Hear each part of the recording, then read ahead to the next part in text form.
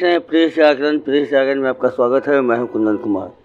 आज जो मैं आप लोगों को एक शख्स मिलवाने जा रहा हूं, वो शख्सियत जो हमेशा से अपने विभाग को लेकर हमेशा चिंता में रहता है और हमेशा काम को लेकर सजग रहता है, लेकिन हमेशा से एक ऐसे विवादों में भी रहा जो आज तक के किसी भी स्वास्थ्य मंत्री, जब से स्वास्थ्य विभाग का गठन हुआ तब से कोई नहीं रहा। देश ने 25 मार्च 2020 से जो चीज़ देखी वो किसी स्वास्थ्य मंत्री ने नहीं देखा होगा जो इन्होंने देखा, और इनकी कार्यशैली पे भी बीच बीच में सवाल उठते रहे हैं, जबकि इन्होंने अपनी कार्यशैली से इस इतने बड़े महामारी को जिस तरीके से इन्होंने झेला और जिस तरीके से इन्होंने काम किया वो एक सराहनीय था। लेकिन बीच में ऐसे विवादों से भी ये घिरे रहे जब इनकी बर्खास्तगी की भी मांग की गई। जी हाँ, हम बात कर रहे हैं बिहार के स्वास्थ्य मंत्री मंगल पांडे जी का।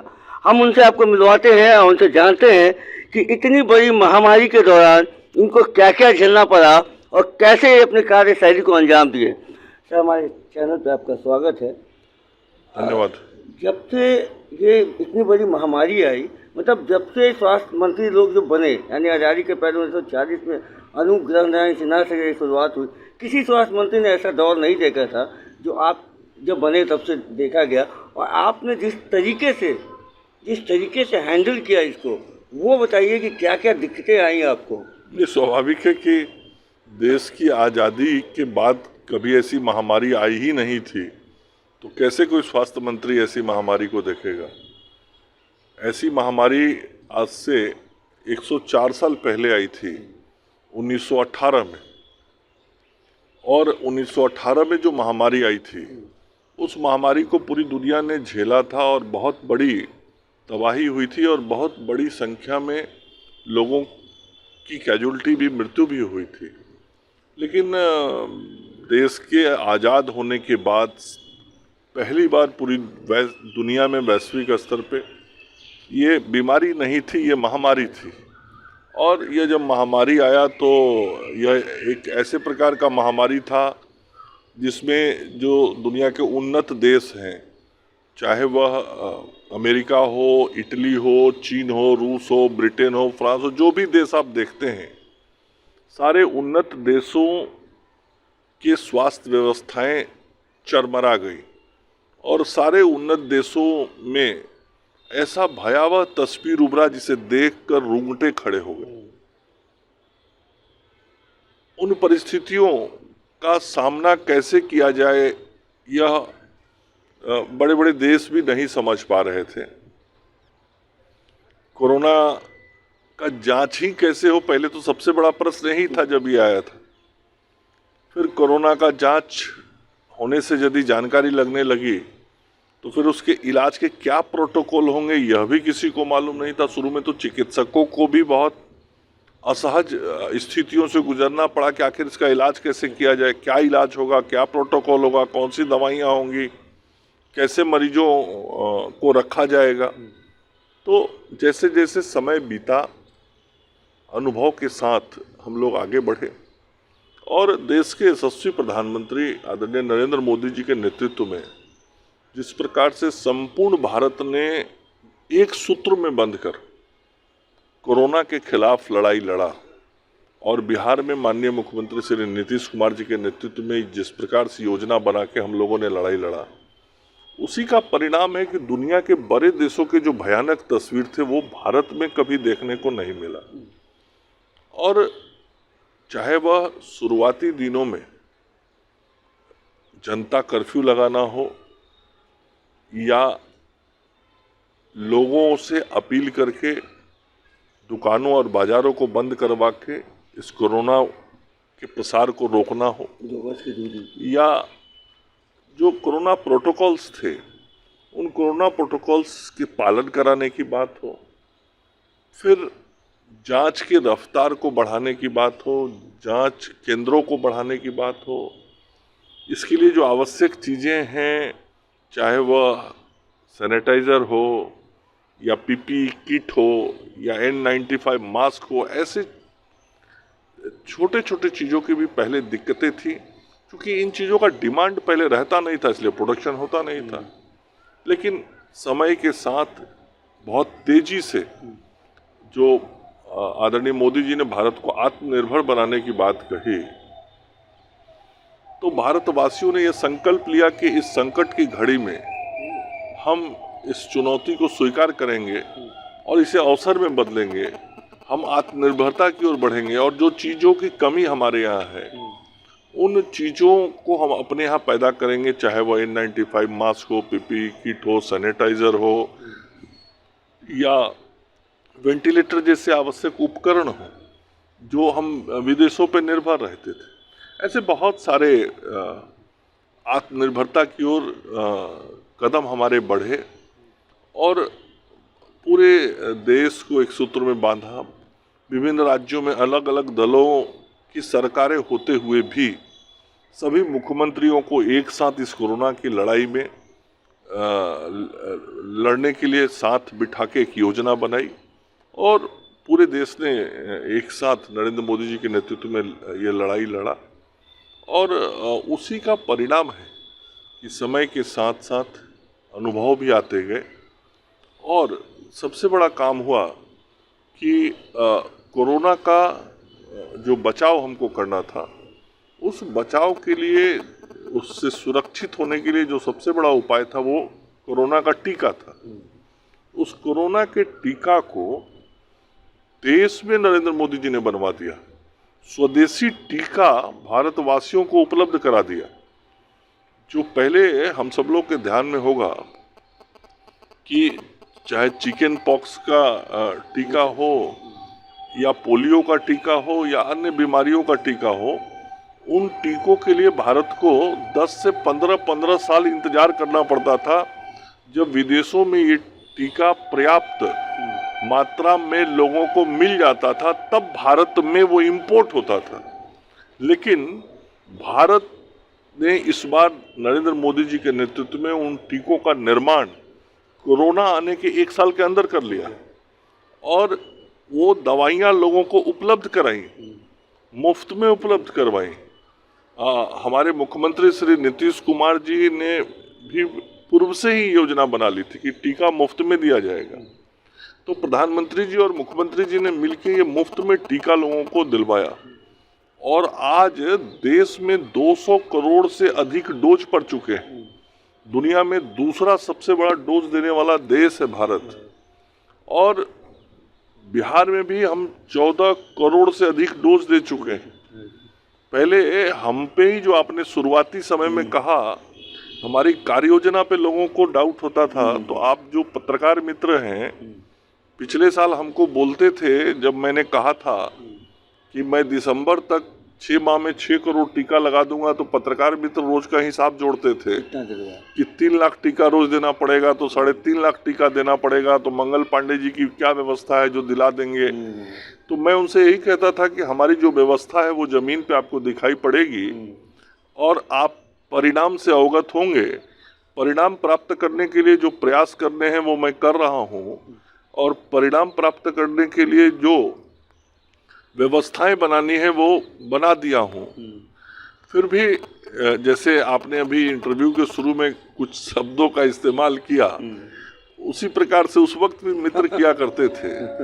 लेकिन मैंने 6 माह में 8 करोड़ से अधिक टीका दिया और आज घोषणा जो मैंने किया था उस वक्त जून के महीने में पिछले साल, 13 महीने बीते हैं, 14 करोड़ टीका दे दिया हूँ और एक एक दिन में 37 लाख भी टीका इस बिहार के अंदर हमने दिलवाया। तो कई मित्र कहते थे कि 3 लाख टीका कहाँ से पड़ेगा, कैसे पड़ेगा, तो मैंने तो 37 लाख टीका एक दिन में दिलवाया। तो ये सब हम अपने नेतृत्व के कारण कर पाए। हमारे दोनों जो नेतृत्वकर्ता हैं, माननीय मुख्यमंत्री जी और माननीय प्रधानमंत्री जी, उनका लगातार मार्गदर्शन, सहयोग, सुझाव, मॉनिटरिंग, ये सब कुछ होता रहा और ये कोरोना से बचाव के लिए जो बड़ा काम करना था वो हम सब लोगों ने किया, इस टीकाकरण के काम को अंजाम दिया। और साथ ही इस 2 वर्षों में स्वास्थ्य सेवाओं के विस्तार और स्वास्थ्य सेवाओं के उन्नयनीकरण का बहुत सारा कार्य हुआ है। आज अस्पतालों में आप देख रहे होंगे हमारे सभी सदर अस्पतालों में ओजीपी प्लांट्स लग गए हैं, सब डिविजनल हॉस्पिटल्स में लग गए हैं। जो हमारे मेडिकल कॉलेज हॉस्पिटल हैं वहाँ पे लिक्विड मेडिकल ऑक्सीजन के प्लांट्स लग गए हैं, एलएमओ लग गया है। सभी अस्पतालों में अनुमंडल स्तर तक के अस्पतालों में बेड तक गैस पाइपलाइन लगा दिया गया है। बेडों की संख्या बढ़ाई जा रही है, आईसीयू बेड्स बढ़ाए जा रहे हैं। उस कोरोना के समय में ही वेंटिलेटर्स की उपलब्धता को 4 गुना बढ़ाया गया। तो हर तरीके का काम हो रहा है और उसके बाद से भारत की सरकार ने इमरजेंसी कोविड रिस्पांस पैकेज 2 के तहत बिहार को इस वित्तीय वर्ष में लगभग 1300 करोड़ रुपया दिया है। इसके अतिरिक्त 15 फाइनेंस कमीशन के माध्यम से भी हेल्थ इंफ्रास्ट्रक्चर को बेहतर करने के लिए अगले 5 वर्षों में लगभग 6800 करोड़ रुपया बिहार को मिलेगा। तो ये सारी राशियां भी उपलब्ध कराई जा रही हैं। उस पर राज्य की सरकार भी जो राशि मैचिंग ग्रांट देना है वो देगा और हम आगे आने वाले 5 वर्षों में देश और राज्य की स्वास्थ्य व्यवस्थाओं को और सुदृढ़ होते हुए देखेंगे। जैसे कि आपने से एक ये कहा कि जो सदर अस्पताल में जो आप कर मतलब सारी चीज़ें व्यवस्था कर रहे हैं, वो सवाल भी मेरा था।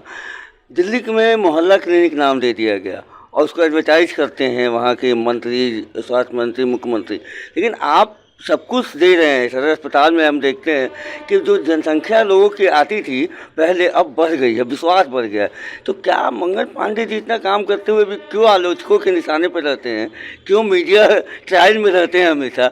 इसलिए मतलब ऐसा कहीं तो आपका पीआर कहीं तो वीक नहीं है सर? जिसका जो स्वभाव है अपना काम करता है। मीडिया के मित्र भी यदि कुछ कहते हैं तो मैं तो उसे फीडबैक के रूप में लेता हूँ।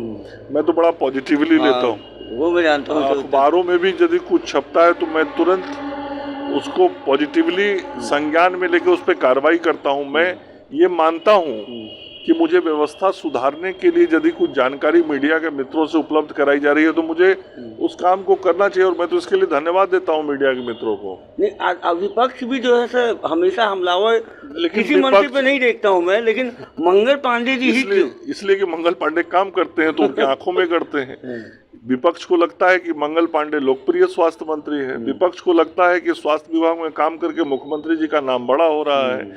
स्वास्थ्य विभाग का काम आज हर गांव में दिखाई पड़ता है। विपक्ष के लोग आज अस्पतालों में जाते हैं तो उनको दवाई मिलती हुई दिखाई पड़ती है। आपने ही कहा, विपक्ष के लोग जाते हैं तो उनको अस्पतालों में मरीजों का कतार दिखाई पड़ता है। उनको लगता है कि ये आम लोगों का विश्वास इस सरकार की व्यवस्था पे बढ़ गया है तो हमारा नुकसान होगा राजनीतिक, इसलिए मंगल पांडे का विरोध करो। आप याद कीजिए 2019 में भी एक दुखद घटना मुजफ्फरपुर में हुई थी जब मैं नया मंत्री बना था उसके बाद। लेकिन विगत 3 वर्षों में किस प्रकार से उस चमकी बुखार को नियंत्रित किया और मुजफ्फरपुर के अंदर में मैंने देश का सबसे बड़ा वर्ल्ड क्लास का बच्चों का 100 बेड का पीकू हॉस्पिटल बनवा दिया और 8 महीने में बनवाया, रिकॉर्ड टाइम में। उस समय कोरोना का पीक था 2020 में जब शुरुआत, लेकिन उसके बावजूद 8 महीने में मैंने वो 5 तल्ला 100 बेड का पीकू हॉस्पिटल बनवाया और आज उत्तर बिहार के लोगों को उससे स्वास्थ्य सुविधाएं मिल रही। तो हम हमेशा काम करते रहते हैं और माननीय मुख्यमंत्री जी भी बराबर कहते हैं, प्रचार प्रसार पर विश्वास नहीं, काम पर विश्वास होना चाहिए। और हम लोग भी मानते हैं कि अखबार में विज्ञापन निकालने से जनता को लाभ नहीं मिलता, जनता को सुविधा देने से लाभ मिलती। पूरे कोरोना में बिहार एकमात्र राज्य है जो लोगों को सहायता राशि के रूप में 4 लाख रुपए देता है। तो हम लोगों ने तो कभी अखबार में विज्ञापन नहीं निकाला कि बिहार में 4 लाख रुपया हम उन गरीब कमजोर लोगों को या जिनके घर में ऐसी दुखद घटना हो गई है उनको सहायता कर रहे हैं।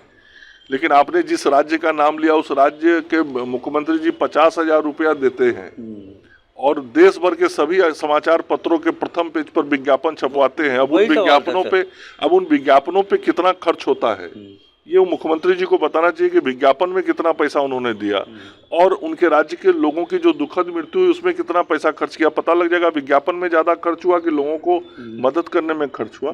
तो हम लोग काम पर विश्वास रखते हैं और लोगों को कैसे साधन सुविधा व्यवस्था मिले, हम उस दिशा में काम करते हैं और कर रहे हैं। सर, एक बहुत ही थोड़ा सा एक ऐसा सवाल है जो मतलब कोरोना से हट के कुछ मरीज हैं सर जो बड़ी बड़ी बीमारियों से ठीक होते हैं, मतलब या तो ठीक होते हैं या ठीक होने के दरमियान में रहते हैं।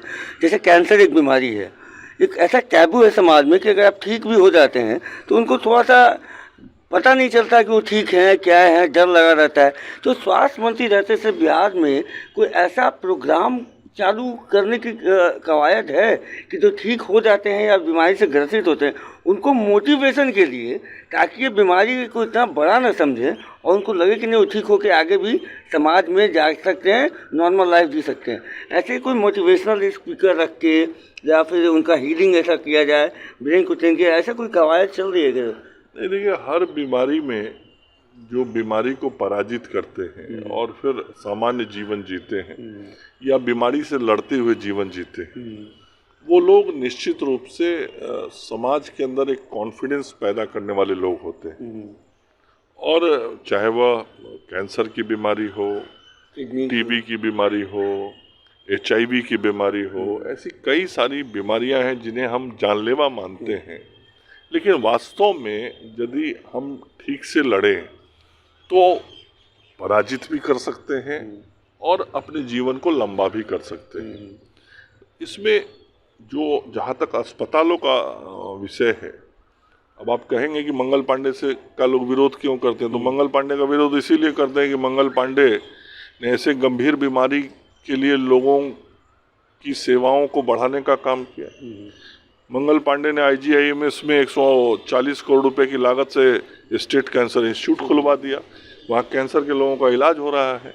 मंगल पांडे ने 300 करोड़ रुपए की लागत से मुजफ्फरपुर के SKMCH में टाटा मेमोरियल कैंसर हॉस्पिटल के साथ मिलके भारत सरकार के सहयोग से हॉस्पिटल बनाने का काम शुरू करवा दिया और आज वहाँ इलाज भी शुरू करवा दिया। इसलिए लोगों को मंगल पांडे अच्छा नहीं लगता है।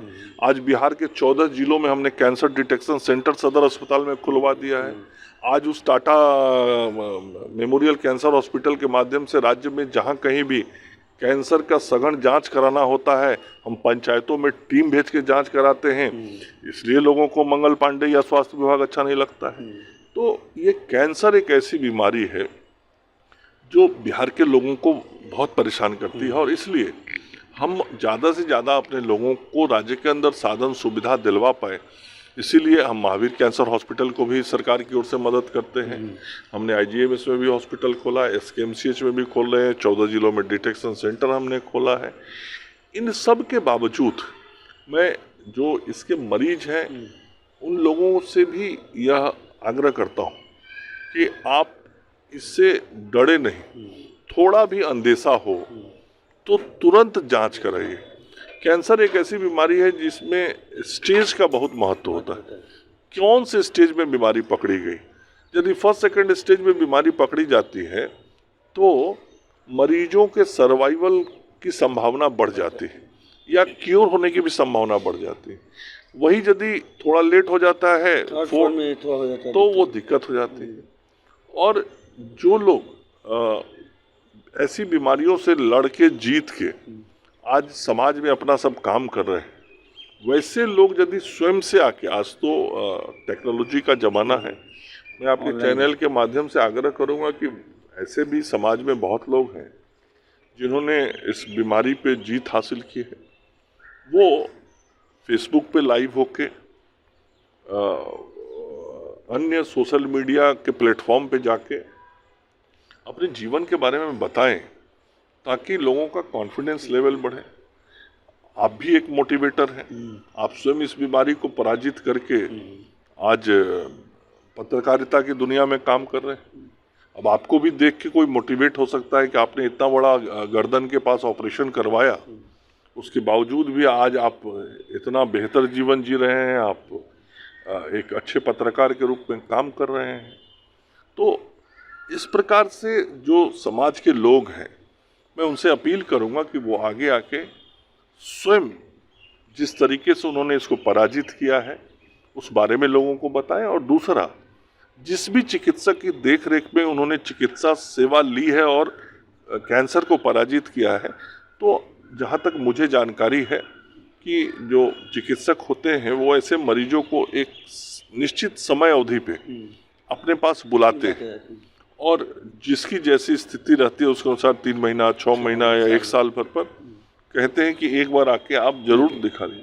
तो उसको इग्नोर नहीं करना चाहिए। जिस वक्त चिकित्सक ने बुलाया है उस वक्त जरूर जाके दिखाते रहना चाहिए। धन्यवाद सर। आप सुन रहे थे मंगल पांडे जी को। इन्होंने बहुत ही अच्छे से इन्होंने बताया कि कोरोना पे किस तरीके से इन्होंने जीत हासिल की, पूरे देश बिहार वासियों के लिए किस तरीके से इन्होंने काम किया और क्यों विरोधी इनके विपक्ष में, मतलब इनके खिलाफ इन पर पड़ी रहती है। इन्होंने बहुत ही बखूबी से आंसर किया, जवाब दिया कि अगर काम करेंगे तो लोग जलेंगे और उस पर इन पे सवाल खड़े करते रहते हैं। बहरहाल अब बने रहिएगा आगे की खबरों के लिए प्रेस जागरण के साथ। तब तक के लिए धन्यवाद।